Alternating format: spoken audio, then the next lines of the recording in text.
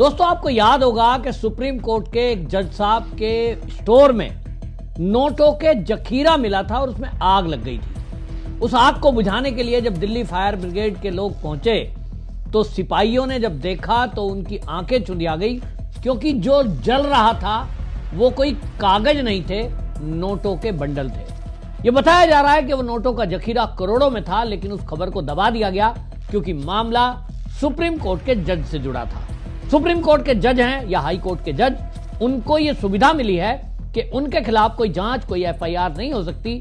उनकी जांच में सुप्रीम कोर्ट या हाई कोर्ट ही जांच करेगी, जिसको इन हाउस कमेटी की जांच कहते हैं। इस मामले में भी ऐसा ही हुआ।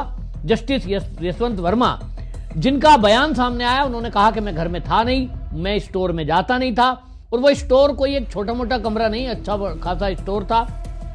लेकिन उन्होंने कहा कि ये पैसा मेरा है नहीं और मुझे पता नहीं कि ये पैसा किसका है। इसके बाद जांच हुई और जांच में क्या रिपोर्ट आई है अभी तो ये सामने नहीं है, लेकिन जो in house committee supreme court की 3 जजों की बनी, उसने वो रिपोर्ट प्रधानमंत्री और राष्ट्रपति को सौंप दी है। बताया ये जा रहा है कि मामले में अगर आपके स्टोर में ये सामान मिला है तो बयान आना चाहिए था आपको। ऐसे कैसे आप किसी बयान से एक केवल ये कहकर बच सकते हैं कि साहब मुझे नहीं पता, मेरे स्टोर में किसी ने रख दिए होंगे। हो भी सकता है किसी और ने रख दिया हो, लेकिन एफआईआर ना हो, जांच ना हो, इस पर सवाल उठ रहे थे कि जांच आखिरकार जज कैसे कर सकते हैं। नोटों से जुड़ा हुआ मामला है, तो ऐसे में देश के अंदर कोई भी व्यक्ति हो, चाहे कोई सीएम ही क्यों ना हो, कोई केंद्रीय मंत्री क्यों ना हो, उसके खिलाफ यदि इस तरह का कोई नोटों का जखीरा मिलता है तो ऐसे मामले में देश का कानून है, ईडी उसकी जांच करती है, सीबीआई उस मामले में जांच करती है।